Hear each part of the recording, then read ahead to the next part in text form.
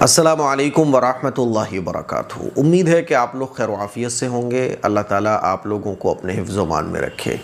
آج کا ترجمہ اور تفسیر شروع کرنے سے پہلے ایک بات میں اپنے دل کی آپ لوگوں سے شیئر کرنا چاہتا ہوں، اور فجر کی نماز کے بعد میں تھوڑا سا فکر مند تھا تو خیال ہوا یار آپ لوگوں سے شیئر کر دیا جائے، کیونکہ آپ لوگوں سے تو میں اپنی ساری باتیں شیئر کر ہی دیتا ہوں۔ جیسا کہ آپ لوگوں کو پتہ ہے کہ مسجد ہم لوگوں نے ایک بنوائی، پھر مسجد کے برابر میں ایک مکتب اور ایک دینی پروگرام جو ہوتے ہیں، خواتین کے اجتماعات وغیرہ ہیں، وہ کیسے ہوں گے، اس کے لیے الحمدللہ جگہ لی، اور جگہ لینے کے بعد آپ سب لوگوں نے اس میں لینٹر پڑوا دیا، اس کا فنیشنگ کا کام باقی رہ گیا ہے۔ لیکن ہمارا جو ایک بڑا پروجیکٹ ہے وہ پینڈنگ میں پڑا ہوا ہے، اور اس میں کیا ہے کہ خرچہ بہت زیادہ ہے اور کام بڑا ہے، تو ظاہر سی بات ہے خرچہ بھی زیادہ لگے گا۔ وہ اسکول ہے، مدرسہ ہے، اسی میں مسجد ہے، اسی میں کلینک ہے، اس میں بچوں کا پلے ایریا بھی ہے، وہ تقریباً پوری 3 بیگھہ زمین ہے، اور یہ ایک بڑا پروجیکٹ ہے، اور یہ اس سوچ کے ساتھ بنوایا جا رہا ہے یہ سب اس لیے کہ بچوں کو ایک ماحول ملے، کیونکہ بچوں کو کیا ہے نا، ہمارے تعلیمی ماحول نہیں مل پاتا۔ وہ اگر اسکول سے نکل کے مدرسے جاتے ہیں تو مکتب میں ایک گھنٹے ہوتے ہیں، پھر اگر وہ کمپیوٹر سینٹر جاتے ہیں تو وہاں ایک الگ ماحول ہو جاتا ہے، اسکول جاتے ہیں تو وہاں ایک الگ ماحول ہو جاتا ہے، تو بچوں کی تربیت ویسے نہیں ہو پاتی ہے جیسے ہونا چاہیے۔ تو یہ پورا ایک بڑا پروجیکٹ ہے جس میں ہمارے بچوں کو جہاں اسکول کی تعلیم ملے گی وہیں قرآن کی تعلیم بھی ملے گی، نماز کا وقت ہو جائے گا تو اسی جگہ مسجد ہوگی، نماز بھی وہ پڑھ سکیں گے، کھیلنے کا من کر رہا ہے تو وہیں ایک پلے گراؤنڈ ہوگا اور ایک بہترین ماحول ہوگا، اور غریبوں کے لیے ایک کلینک بھی اسی کے اندر ہے۔ اگر یہ اللہ کرے یہ کام جلدی سے مکمل ہو جائے، اب چونکہ مانتا والے کام چل رہے ہیں تو کہیں 50,000 کہیں 1,00,000، بڑا اماؤنٹ ہے جو بہت تیزی کے ساتھ خرچ ہو رہا ہے، تو اکاؤنٹ خالی ہو چکا ہے بس۔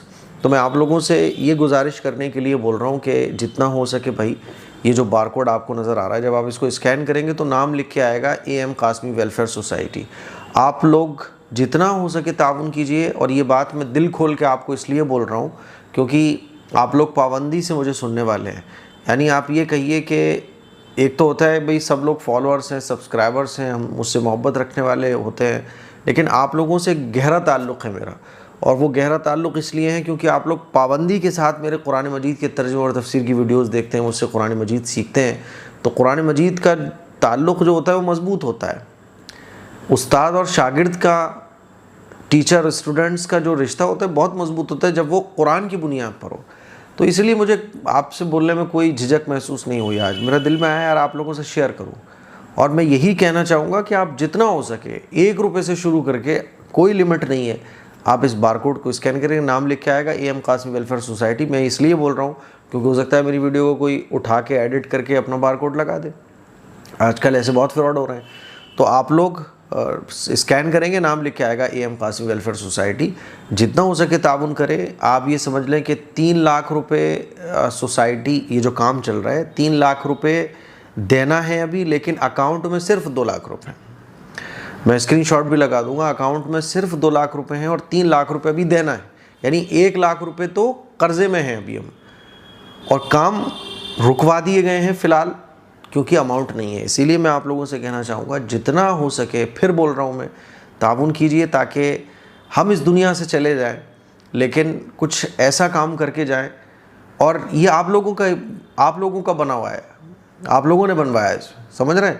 مسجد ہم لوگوں نے بنوائی، مسجد کے برابر میں ایک میٹنگ ہال، یعنی خواتین کے دینی اجتماعات ہوں گے، بچوں کی تعلیم قرآن کی ہوگی، وہ ہم لوگوں نے ایک ہال ریڈی کروایا، ایک بڑا پروجیکٹ یہ بھی تیار ہو رہا ہے۔ تو آپ لوگ کبھی فیروز آباد آئیں، آپ کو خوشی ہوگی انشاءاللہ دیکھ کر، تو جتنا ہو سکے آپ تعاون کیجیے گا۔ چلیے شروع کرتے ہیں آج کا رکوع نمبر 14 کا ترجمہ اور تفسیر۔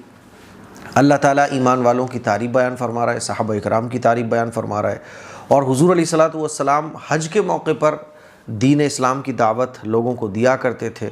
تو نبوت کے 11ویں سال حضور علیہ الصلوۃ والسلام نے حج کے موقع پر دعوت دی دین اسلام کی، تو کچھ لوگوں نے اسلام کو قبول کیا مدینے کے، پھر اس کے بعد اگلے سال کچھ اور لوگ بڑھ گئے، پھر اس کے اگلے سال کچھ اور لوگ بڑھ گئے، اور منا کے اور کچھ مقامات پر آپ علیہ الصلوۃ والسلام نے خفیہ بیعت بھی کی، لیکن یہ بیعت صرف اسلام کی تھی، ٹھیک ہے۔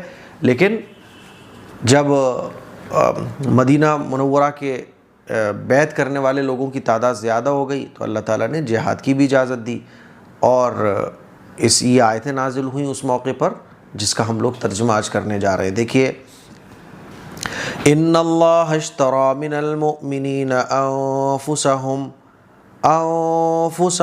واموالهم بان لهم الجنہ۔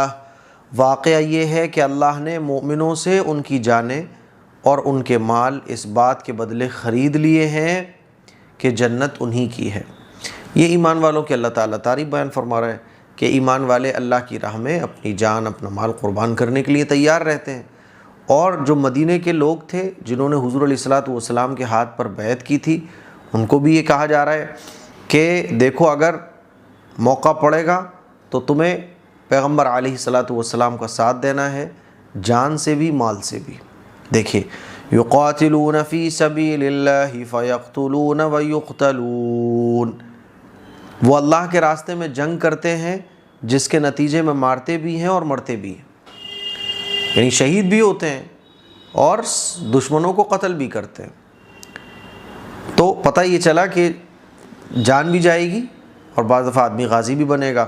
وعدن علیہ حقا فی التوراۃ والانجیل والقرآن، یہ ایک سچا وعدہ ہے جس کی ذمہ داری اللہ تعالیٰ نے توریت اور انجیل میں بھی لی ہے اور قرآن میں بھی لی ہے۔ یعنی یہ جو پیغمبر کا ساتھ دینا اور دشمنوں سے مقابلہ کرنا، یہ کوئی محمد صلی اللہ علیہ وسلم کے ساتھ خاص نہیں ہے، بلکہ موسیٰ علیہ السلام کی توریت میں بھی یہی تھا اور عیسیٰ علیہ السلام کی انجیل میں بھی یہی تھا کہ پیغمبر کا ساتھ دینا اور دشمنوں سے مقابلہ کرنا۔ اسی لیے یہ کوئی نئی چیز کا حکم تمہیں نہیں دیا جا رہا ہے، بلکہ پہلے سے یہ سب چلا آ رہا ہے، تو تمہیں جان اور مال کے ساتھ پیغمبر کا ساتھ دینا ہے اور دشمنوں سے مقابلہ کرنا ہے۔ وَمَنْ أَوْفَى بِعَهْدِهِ مِنَ اللَّهِ فَاسْتَبْشِرُوا بِبَيْعِكُمُ الَّذِي بَايَعْتُمْ بِهِ وَذَلِكَ هُوَ الْفَوْزُ الْعَظِيمُ۔ اور کون ہے جو اللہ سے زیادہ اپنے عہد کو پورا کرنے والا ہو، لہذا اپنے اس سودے پر خوشی مناؤ جو تم نے اللہ سے کر لیا ہے، اور یہی بڑی زبردست کامیابی ہے۔ یعنی اللہ کا وعدہ ہے دنیا کی کامیابی تو ملے گی، لیکن دنیا میں کچھ قربانیاں بھی ہیں۔ یعنی قربانی کیا ہے کہ کبھی تو تم غازی بن جاؤ گے، جیت کر آؤ گے، کبھی کیا ہوگا کہ میدان جنگ میں شہید کر دیے جاؤ گے، تو قتل بھی کرو گے، قتل کر بھی دیے جاؤ گے۔ دنیا میں تو آزمائشیں ہیں، لیکن آخرت جو ہوگی اس میں کامیابی صرف تمہاری ہے، اور وہاں مزے ہی مزے ہیں، اور وہ جنت کی زندگی اللہ نے تمہاری کر دی ہے۔ اور اللہ جو کہتا ہے، اللہ اپنے کلام کے خلاف نہیں کرتا۔ اللہ نے جو وعدہ کر دیا ہے اللہ اس کو ضرور پورا کرتا ہے۔ تو اللہ تعالیٰ بیان فرما رہا ہے، تو یہ جو ایگریمنٹ ہو گیا ہے کہ ایمان والوں نے اپنی جان اور مال کا سودا کر لیا اللہ کے ساتھ، کہ ہماری جان بھی اللہ کی، مال بھی اللہ کا، تو اللہ تعالیٰ کہہ رہا ہے کہ یہ جو عہد ہے، یہ جو سودا ہے، اس پر خوشی مناؤ جو تم نے اللہ سے کر لیا ہے۔ اور وہ سودا کیا ہے؟ جنت کا۔ دیکھیے لفظی ترجمہ، ان اللہ، بے شک اللہ، اشترا، اس نے خرید لیا ہے، من المؤمنین، مؤمنین سے، انفسہم، ان کی جانوں کو، واموالہم، اور ان کے مال کو، بان لہم، اس بدلے میں، کس بدلے میں؟ بان لہم، ان کے لیے، جنہ، جنت ہے، یقاتلون، وہ اللہ کے راستے میں جنگ کرتے ہیں، فی سبیل اللہ، اللہ کے راستے میں، فیقتلون، جس کے نتیجے میں وہ مارتے بھی ہیں، ویقتلون، اور مرتے بھی ہیں، وعدن، یہ ایک ایسا وعدہ ہے جو سچا ہے، علیہ، اس پر، یعنی جہاد پر، حقاً، جو سچا ہے، فی التورات، اور یہ وعدہ ایسا ہے فی التورات جو توریت میں بھی ہے، والانجیل، اور انجیل میں بھی موجود ہے، والقرآن، اور قرآن میں بھی موجود ہے، ومن، اور کون ہے، اوفا، جو پورا کرنے والا ہو، بعہدہ، اپنے عہد کو، من اللہ، اللہ سے زیادہ، یعنی اللہ تو جو کہتا ہے وہ کرتا ہے، اللہ وعدہ خلافی نہیں کرتا۔ فاستبشروا، تو تم خوشی مناؤ، ببیعکم، اپنے سودے پر، الذی، اس سودے پر، بایعتم، جو تم نے کیا ہے، بھی، جو تم نے اللہ سے کر لیا ہے، وذالک، اور یہی، هو الفوز، کامیابی ہے، عظیم، بڑی کامیابی۔ آگے دیکھیے، آگے اللہ تعالیٰ ایمان والوں کی تعریف بیان فرما رہا ہے، اس میں بھی ایمان والوں کی تعریف اس آیت میں، آگے بھی دیکھیے التائبون العابدون الحامدون السائحون الراکعون الساجدون الآمرون بالمعروف والناهون عن المنکر والحافظون لحدود اللہ وبشر المؤمنین۔ اب یہ جنہوں نے کامیابی کو سودا کیا ہے اللہ کے ساتھ، یہ کون ہے؟ اللہ تعالیٰ بیان فرماتا ہے توبہ کرنے والے، اللہ کی بندگی کرنے والے، اس کی حمد کرنے والے، روزے رکھنے والے، رکوع میں جھکنے والے، سجدے گزارنے والے، نیکی کی تلقین کرنے والے اور برائی سے روکنے والے، اور اللہ کی قائم کی ہوئی حدوں کی حفاظت کرنے والے۔ وبشر المؤمنین، اے پیغمبر ایسے مومنوں کو خوشخبری سنا دو۔ تو ان کی کیا کیا خوبیاں ہیں؟ یہ خوبیاں ہیں۔ کیا خوبیاں ہیں؟ دیکھو، التائبون، توبہ کرنے والے، عابدون، اللہ کی بندگی کرنے والے، حامدون، اللہ کی تعریف بیان کرنے والے، السائحون، روزے رکھنے والے، الراکعون، رکوع کرنے والے، الساجدون، سجدہ کرنے والے، الآمرون، تلقین کرنے والے، بالمعروف، نیکیوں کی، والناہون، اور روکنے والے، عن المنکر، برائی سے، والحافظون، اور حفاظت کرنے والے، لحدود اللہ، اللہ کی حدود کا، اللہ کی حدود کی حفاظت کرنے والے۔ اللہ کی حد کیا ہیں؟ دیکھو اللہ تعالیٰ نے جو احکام دیے، ٹھیک ہے، تو ان احکام کو پورا کرنا تو ہے ہی، لیکن وہ بھی حد میں کرنا ہے۔ کیسے حد میں کرنا ہے؟ مان لیجیے اللہ نے کہا نماز پڑھو، تو نماز پڑھنے میں کوئی آدمی فجر کی نماز میں 2 رکعت ہوتی ہیں، وہ 4 رکعت پڑھ لے، 6 رکعت پڑھ لے، 2 رکعت کے بجائے اس نے نیت باندھی 4 رکعت کی، کہہ رہا ہے میں تو زیادہ پڑھوں گا، تو وہ گنہگار ہوگا، اس کی یہ نماز قبول نہیں ہوگی، کیونکہ حد کیا ہے کہ 2 پڑھنی ہے، نماز تو پڑھنا ہے لیکن 2 پڑھنی ہے۔ کوئی پوری رات عبادت کرتا رہے تو یہ غلط ہے، پوری رات عبادت کرنا، کیونکہ اللہ کے نبی نے ایک صحابی سے بیان فرمایا تمہارا بھی حق ہے، تمہارے اوپر تمہاری بیوی کا بھی حق ہے، تمہارے بچوں کا بھی حق ہے، اسی لیے یہ نہیں ہونا چاہیے کہ پوری رات نمازیں پڑھنے میں لگے اور بیوی کا حق ادا نہیں کر رہے۔ اسی طرح سے کوئی ماں باپ کی خدمت کر رہا ہے، بہت اچھی بات ہے، ماں باپ کا کہنا مان رہا ہے، بہت اچھی بات ہے، لیکن ماں باپ کے کہنا مان رہا ہے، وہ ماں باپ کہہ رہے ہیں نماز مت پڑھو، اب وہ نماز نہیں پڑھ رہا ماں باپ کے کہنے پر، ماں باپ کی محبت میں، تو یہ کیا ہے؟ سب غلط ہے۔ اس کو کہا جاتا ہے حد میں، یعنی اللہ نے جو احکام بتائے ہیں، کوئی اگر اللہ کے حکم ادا کر رہا ہے لیکن بندوں کے حق ادا نہیں کر رہا تو وہ غلط ہے۔ اس کا مطلب یہ کہ اللہ نے جو کام کرنے کے دیے ہیں تو وہ بھی اسی حد میں کرنا ہے جس حد میں اللہ تعالیٰ نے کرنے کا حکم دیا ہے۔ اسی لیے کہا جاتا ہے کہ والحافظون، اور حفاظت کرنے والے، لحدود اللہ، اللہ کی حدوں میں، یعنی اللہ کا وہ حکم پورا کرتے ہیں اور اس طریقے پر کرتے ہیں جس طریقے پر بتایا گیا ہے۔ وبشر المؤمنین، اے پیغمبر خوشخبری سنا دیجئے مؤمنین، ایمان والوں کو۔ آگے دیکھیے، آگے کی آیتوں میں یہ حکم دیا جا رہا ہے کہ مشرکین کے لیے مغفرت کی دعا نہیں کر سکتے۔ اس آیت کے بارے میں جو آپ پڑھو گے آپ لوگ آگے، اس آیت کے بارے میں بخاری شریف میں، مسلم شریف میں یہ ہے کہ یہ آیت نازل ہوئی جب ابو طالب، حضور کے چچا ابو طالب کا آخری وقت تھا، تو حضور علیہ الصلاۃ والسلام کی خواہش تھی کہ چچا آپ کلمہ پڑھ لیں تاکہ آخرت کے میدان میں گواہی دے سکوں اور آپ کی بخشش کے لیے کوشش کر سکوں۔ لیکن باقی کے جو لوگ تھے، ابو جہل اور باقی جو مشرکین تھے، وہ کہہ رہے تھے ابو طالب کیا کر رہے تم کہ تم اپنے باپ دادا کے دین کو چھوڑ دو گے، عبد المطلب کے دین سے پھر جاؤ گے۔ تو اس موقع پر کیا ہوا کہ ابو طالب کا انتقال ہو گیا اور آپ علیہ الصلاۃ والسلام ان کے لیے مغفرت کی دعا کرتے رہے۔ تو اس موقع پر یہ آیت نازل ہوئی اور اللہ تعالیٰ نے کہا کہ کیونکہ حضور کی بڑی خواہش تھی، کیونکہ ابو طالب وہ تھے جنہوں نے بڑی مدد حضور کی تھی، تو حضور کی خواہش یہ تھی کہ ایمان لے کے آ جائیں بس یہ کسی طرح سے۔ اور ایک وجہ یہ بھی ہے اس آیت کے نازل ہونے کی، بعض مسلمان جو ہے نا، ان کے جو رشتہ دار، آبا و اجداد شرک کی حالت میں اس دنیا سے چلے گئے، تو وہ محبت میں ان کے لیے مغفرت کی دعا کرتے تھے، تو اللہ تعالیٰ نے منع فرمایا کہ مشرکین کے لیے مغفرت کی دعا نہیں ہو سکتی جو شرک کفر کی حالت میں اس دنیا سے چلے گئے، ٹھیک ہے۔ تو یہ ہے اس کی ان آیتوں کی وجہ نازل ہونے کی۔ چلیے دیکھیے، ما کان للنبی والذین آمنوا ان یستغفروا للمشرکین ولو کانوا اولی قربی من بعد ما تبین لهم انہم اصحاب الجحیم۔ یہ بات نہ تو نبی کو زیب دیتی ہے اور نہ دوسرے مسلمانوں کو کہ وہ مشرکین کے لیے مغفرت کی دعا کریں، چاہے وہ رشتہ دار ہی کیوں نہ ہو، جبکہ ان پر یہ بات پوری طرح واضح ہو چکی ہے کہ وہ دوزخی لوگ ہیں۔ یعنی اللہ تعالیٰ نے منع کر دیا۔ اس کے بعد آپ علیہ الصلاۃ والسلام نے اور صحابہ اکرام نے اپنے مشرک اور کفر کی حالت میں مر جانے والے رشتہ داروں کے لیے مغفرت کی دعا کرنا بند کر دی۔ تو ابو طالب نے چونکہ حضور کی بڑی مدد فرمائی تھی اور حضور کی بڑی خواہش تھی، اور حضور نے کئی آخری وقت میں بھی کہا کہ چچا آپ کلمہ پڑھ لیں، بس آپ کلمہ پڑھ لیجیے، لیکن باقی کے جو مشرکین تھے، ابو جہل تھا، تو اس نے کہا کیا کر رہے ہو، کیا کر رہے ہو؟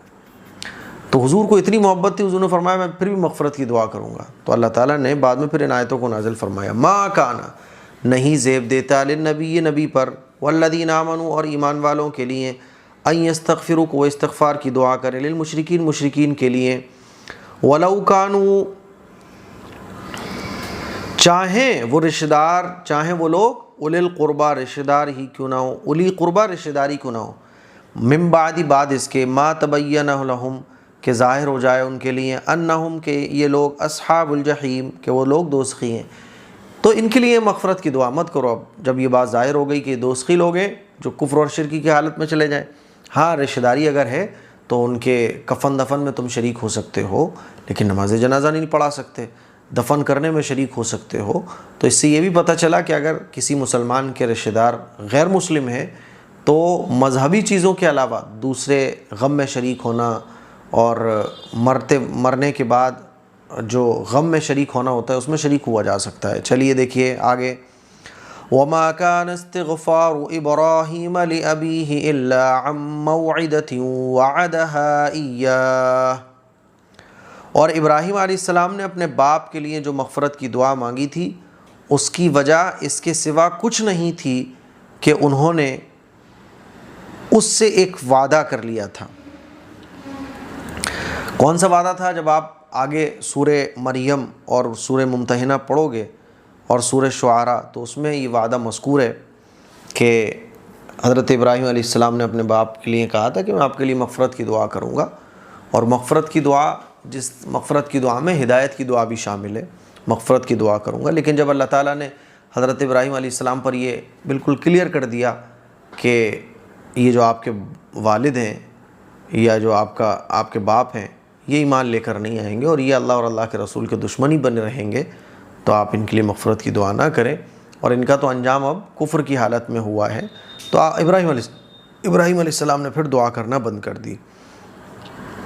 تو باقی کی آیتوں سے یہ ہو سکتا تھا کہ حضرت ابراہیم علیہ السلام نے جب اپنے باپ کے لیے دعا کی ہے مغفرت کی، تو ہم بھی کر سکتے ہیں، تو اللہ تعالیٰ نے اس کا بھی جواب دیا، وَمَا كَانَ اسْتِغْفَارُ إِبْرَاهِيمَ لِأَبِيهِ إِلَّا عَن مَّوْعِدَةٍ وَعَدَهَا إِيَّاهُ، ابراہیم علیہ السلام نے اپنے باپ کے لیے جو مغفرت کی دعا مانگی تھی، اس کی وجہ اس کے سوا کچھ نہیں تھی کہ انہوں نے اس باپ سے ایک وعدہ کر لیا تھا۔ فَلَمَّا تَبَيَّنَ لَهُ أَنَّهُ عَدُوٌّ لِلَّهِ تَبَرَّأَ مِنْهُ، پھر جب ان پر یہ بات واضح ہو گئی کہ وہ اللہ کا دشمن ہے تو وہ اس سے دستبردار ہو گئے۔ ٹھیک ہے، بات سمجھ آ رہی ہے؟ جب ابراہیم علیہ السلام کو پتہ چل گیا کہ ان کا انتقال، باپ کا انتقال کفر کی حالت میں ہی ہوگا اور وہ آخر وقت تک اللہ تعالیٰ کے دشمن بنے رہیں گے، تو انہوں نے پھر استغفار کرنا چھوڑ دیا۔ ٹھیک ہے، ان ابراہیم لأواہ حلیم، حقیقت یہ ہے کہ ابراہیم علیہ السلام بڑی آہیں بھرنے والے، بڑے بردبار تھے، ہے نا، اللہ تعالیٰ سے بڑی محبت رکھنے والے اور بڑے بردبار تھے، درگزر کرنے والے تھے۔ دیکھیے، وما کان، اور نہیں تھی اس کے سوا کوئی وجہ، استغفار ابراہیم، ابراہیم علیہ السلام کے استغفار کرنے کے لیے ابھی ہی اپنے والد کے لیے، الا، کیا وجہ تھی وہ، کہ عن موعدۃ، کہ ایک وعدہ تھا، ایک وعدہ وعدہا جو وعدہ انہوں نے کیا تھا ایاہو اپنے باپ سے. کیا وعدہ کیا تھا کہ میں آپ کے لیے دعا کروں گا. فلما پھر جب تبینہ ظاہر ہو گیا لہو ان کے لیے ان کو جب یہ بات کلیئر پتہ چل گئی انہو کہ ان کا باپ عدو دشمن رہے گا للہ اللہ کا تبرأ من تو وہ ان سے بری ہو گئے. اب دعا کرنا بند کر دی. انا بے شک ابراہیم علیہ السلام لأواہ آہیں بھرنے والے حلیم بڑے بردبار تھے. ابراہیم علیہ السلام کون تھے؟ بڑے بردبار تھے. آگے دیکھیے وما كان الله ليضل قوما بعد إذ هداهم حتى يبين لهم ما يتقون ان اللہ بكل شيء علیم. اور اللہ ایسا نہیں ہے کہ کسی قوم کو ہدایت دینے کے بعد گمراہ کر دے جب تک اس نے ان پر یہ بات واضح نہ کر دی ہو کہ انہیں کن باتوں سے بچنا ہے. ان اللہ بكل شيء علیم. یقین رکھو کہ اللہ ہر چیز کو خوب جانتا ہے.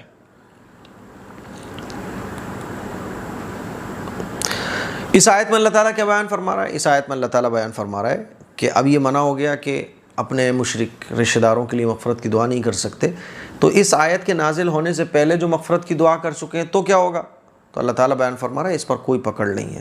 اللہ تعالیٰ جب تک وہ باتوں کو کلیئر نہیں بیان کر دیتا، جیسے اللہ تعالیٰ نے کسی حکم کو بھی نازل نہیں کیا اور وہ تھا غلط کام، بعد میں پتہ چلا یہ اللہ نے روک دیا اس کام سے، تو صحابہ کرام کے دل میں یہ آتا تھا کہ اس سے پہلے جو ہم کر چکے ہیں. تو اللہ تعالیٰ بیان فرماتا ہے جب اللہ حکم بیان کر دیتا ہے پھر اگر کوئی اس کی خلاف ورزی کرتا ہے تب وہ گنہگار ہوگا، اور جب اس حکم کو اللہ تعالیٰ نے بیان نہیں کیا اس سے پہلے ہی کوئی اس کام کو اگر کر دیا کسی نے تو وہ گنہگار نہیں ہوگا. وما اور نہیں ہے کان اللہ لیضل کے گمراہ کر دے قومن کسی قوم کو بعد اس کے اذ ہداہم کہ اللہ ان کو ہدایت دے حتیٰ جب تک کہ کس قوم کو گمراہ کب کرتا ہے اللہ؟ جب تک کہ واضح نہ ہو جائے لہم ان کے لیے ما یتقون وہ تمام چیزیں جن سے بچنا ہے. یعنی جب صحیح غلط بالکل کلیئر ہو جاتا ہے پھر اگر کوئی قوم غلط راستے کو اختیار کرتی ہے تو وہ گمراہ ہوتی ہے. ان اللہ بے شک اللہ بکل شیء ہر چیز کو علیم خوب جاننے والا ہے. آگے دیکھیے ان اللہ لہ ملک السماوات والارض یحیی ویمیت وما لکم من دون اللہ من ولی ولا نصیر. اس آیت میں اللہ اپنی قدرت کو بیان فرما رہا ہے.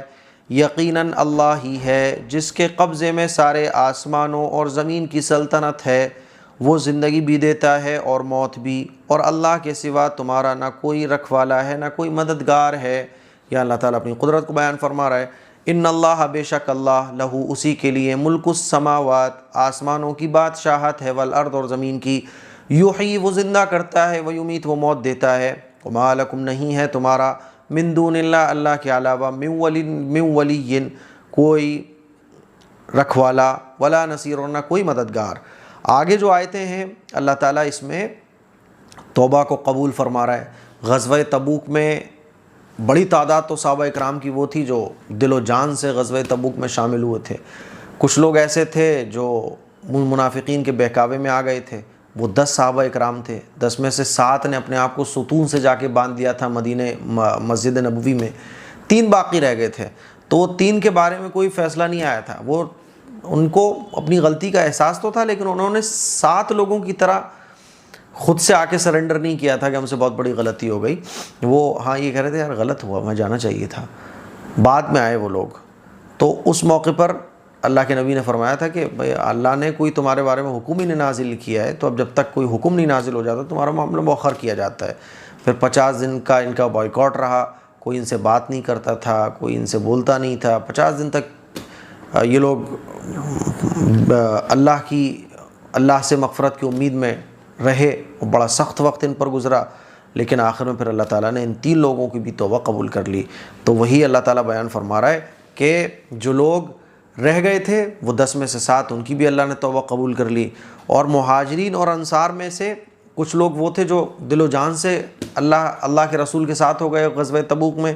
کچھ لوگ تھوڑے سے ڈگمگائے لیکن بعد میں پھر وہ بھی ساتھ ہو گئے. تو اللہ فرما رہا ہے سب کی اللہ نے توبہ قبول کر لی. لقد تاب اللہ علی النبی والمہاجرین والانصار الذین اتبعوه فی ساعة العسرة من بعد ما کاد یزیغ قلوب فریق منهم ثم تاب علیہم انہ بہم رؤوف الرحیم۔ حقیقت یہ ہے کہ اللہ نے رحمت کی نظر فرمائی ہے نبی پر اور مہاجرین اور انصار پر، جنہوں نے ایسی مشکل کی گھڑی میں نبی کا ساتھ دیا جبکہ قریب تھا کہ ان میں سے ایک گروہ کے دل ڈگمگا جائیں۔ پھر اللہ نے ان کے حال پر توجہ فرمائی، یقیناً وہ ان کے لیے بہت شفیق، بڑا مہربان ہے۔ غزوہ تبوک یہ بڑا سخت غزوہ تھا، کھانے کو بہت کم تھا۔ صحابہ اکرام جو ہے نا بعض دفعہ کھجور کی گٹھلیوں کو چوس چوس کر پانی پی لیا کرتے تھے اور کام چل جاتا تھا، یہ بس اتنا ہی کھانا تھا، سواریاں کم تھیں، ہے نا، بہت مشکل یہ غزوہ تھا، گرمی بے پناہ تھی، پیروں میں پہننے کو چپلیں بھی پوری نہیں تھیں، ہے نا، جو جنگ کے موقع پر جو پہننے کے سامان وغیرہ ہوتے ہیں۔ تو اللہ تعالیٰ بیان فرما رہا ہے لقد تاب اللہ، حقیقت یہ ہے کہ تابہ اللہ نے رحمت فرمائی، اللہ کس پر رحمت فرمائی؟ علی نبی، نبی پر، والمہاجرین اور مہاجرین پر، والانصار اور انصار پر، الذین وہ لوگ ہیں یہ اتبعوہ جنہوں نے پیغمبر کی اتباع کی، فی ساعۃ العسرہ مشکل گھڑی میں، من بعد بعد اس کے، ما کادا کہ قریب تھا، یزیغ ڈگمگا جائے، قلوب دل، فریق منہم ان میں سے ایک فریق کے، یعنی ایک گروہ کے دل ڈگمگا جائیں۔ جیسے میں نے کہا کہ بعض لوگ منافقین کے بہکاوے میں آ گئے تھے، پھر بعد میں وہ سنبھل گئے۔ ثم پھر کیا ہوا؟ پھر تابہ اللہ نے توجہ فرمائی علیہم ان پر، بِإِنَّهُ بے شک اللہ، بہم ان کے لیے، رؤوف بہت شفیق ہے، رحیم بڑا مہربان ہے۔ اب آگے ان 3 لوگوں کا ذکر ہو رہا ہے جن کا بائیکاٹ ہوا تھا اور جنہوں نے توبہ میں بہت دیر لگا دی تھی۔ وَعَلَى الثَّلَاثَةِ الَّذِينَ خُلِّفُوا اور ان تینوں پر بھی اللہ نے رحمت کی نظر فرمائی جن کا فیصلہ ملتوی کر دیا گیا تھا۔ وَعَلَى الثَّلَاثَةِ اور ان تینوں پر بھی، الَّذِينَ وہ لوگ، خُلِّفُوا جن کا فیصلہ ملتوی کر دیا گیا تھا، حَتَّى إِذَا ضَاقَتْ عَلَيْهِمُ الْأَرْضُ بِمَا رَحُبَتْ وَضَاقَتْ عَلَيْهِمْ أَنفُسُهُمْ وَظَنُّوا أَن لَّا مَلْجَأَ مِنَ اللَّهِ إِلَّا إِلَيْهِ، یہاں تک کہ جب ان پر یہ زمین اپنی ساری وسعتوں کے باوجود تنگ ہو گئی، ان کی زندگیاں ان پر دوبھر ہو گئیں اور انہوں نے سمجھ لیا کہ اللہ کی پکڑ سے خود اس کی پناہ میں آئے بغیر کہیں اور پناہ نہیں مل سکتی۔ یہ صحابہ اکرام فرماتے ہیں کہ ہمیں 50 دن ہمارے اوپر اتنے بھاری گزرے کیونکہ توبہ کی قبولیت کے راستے بند نظر آ رہے ہیں اور 50 دن گزر چکے ہیں اور کوئی بات نہیں کر رہا ہے، بائیکاٹ ہو رہا ہے ہمارا، تو ہم تو ویسے ہی شرمندہ تھے۔ تو اللہ تعالیٰ بیان فرما رہا ہے کہ ان کو جب یہ پتہ چل گیا کہ اللہ ہی کے علاوہ ہمارا، اللہ کے سوا کوئی ٹھکانہ نہیں ہے، تو اللہ تعالیٰ بیان فرما رہا ہے کہ اللہ نے ان پر نظر کرم فرما دیا۔ ثم تاب علیہم لیتوبوا، تو پھر اللہ نے ان پر رحم فرمایا، لیتوبوا تاکہ وہ آئندہ اللہ ہی سے رجوع کیا کریں۔ ان اللہ هو التواب الرحیم، یقین جانو اللہ بہت معاف کرنے والا، بڑا مہربان ہے۔ کیونکہ اللہ کتنا مہربان ہے کہ اگر بندے کے اندر توبہ، واقعی کسی گناہ پر ندامت ہو، تو اللہ تعالیٰ کیسے توبہ قبول کرتا ہے کہ ان 3 صحابہ کا ذکر قرآن مجید میں قیامت تک کے لیے کر دیا۔ دیکھو، ہے نا، اب یہ آیتیں پڑھی جاتی ہیں، قیامت تک پڑھی جائیں گی۔ وَعَلَى الثَّلَاثَةِ الَّذِينَ خُلِّفُوا، یہ 3 وہی صحابہ ہیں۔ تو ایسی توبہ ہونا چاہیے ہماری، ٹوٹی پھوٹی توبائیں ہوتی ہیں ہماری تو کچی ہوتی توبہ، ہماری پکی توبہ ہونا چاہیے۔ وَعَلَى الثَّلَاثَةِ اور ان 3 لوگوں کے بارے میں، الَّذِينَ خُلِّفُوا وہ لوگ جن کا معاملہ ملتوی کر دیا گیا تھا، اللہ نے ان تینوں پر بھی رحمت کی نظر فرمائی۔ حتیٰ جب، اذا یہاں تک کہ جب ضاقت تنگ ہو گئی تھی، علیہم ان کے اوپر، ارض زمین، بما باوجود اس کے، رحبت کہ وہ کشادہ ہے، وضاقت اور تنگ ہو گئی تھی، علیہم ان کے اوپر، انفسہم ان کی جانیں، یعنی ان کو خود اپنی زندگیاں بوجھ لگ رہی تھیں، وظنوا اور انہوں نے یہ سمجھ لیا تھا، اللہ ملجأ کہ نہیں ہے کوئی ٹھکانہ، من اللہ اللہ سے، اللہ کے بغیر، اللہ کے مقابلے، الا الیہ مگر اسی کی طرف، یعنی اللہ کے علاوہ کوئی ٹھکانہ نہیں ہے۔ ثم تاب پھر اللہ نے رحمت فرمائی علیہم ان کے اوپر، لیتوبوا تاکہ وہ آئندہ اللہ ہی کی طرف رجوع کریں۔ ان اللہ بے شک اللہ وہ تواب ان توبہ قبول کرنے والا ہے، رحیم رحم کرنے والا ہے۔ تو یہ آج کا ہمارا رکوع نمبر 14 تھا جو مکمل ہو گیا۔ उम्मीद है कि आपको पसंद आया होगा, समझ आया होगा। शेयर कीजिए।